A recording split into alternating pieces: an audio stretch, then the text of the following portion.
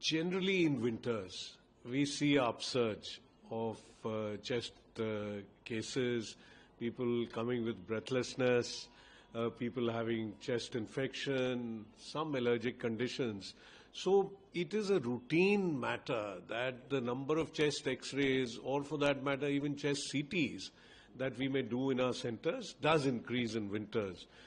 It would be very difficult for me to segregate as to how much of this is because of the low temperature, the cold, and how much is due to pollution that actually becomes very severe during these months. Both the cold weather and pollution come together. But there is definitely increased number of X-rays and CTs that we do during these months. So what you would like to recommend? See, I would say that somehow we expect the government to do everything. Certainly, the government has a huge responsibility to put things in order, to reduce pollution, whether it is pollution from vehicles, and they are doing it by mandating the BS6 norms for vehicles.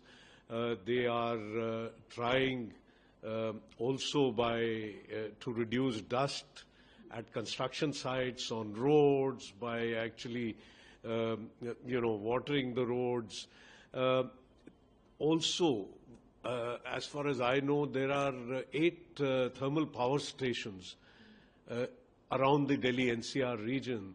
I think over time, probably one needs to look at that also, whether shutting them down will, reduce the pollution, which it should, but will the government still be able to meet the needs of power requirements?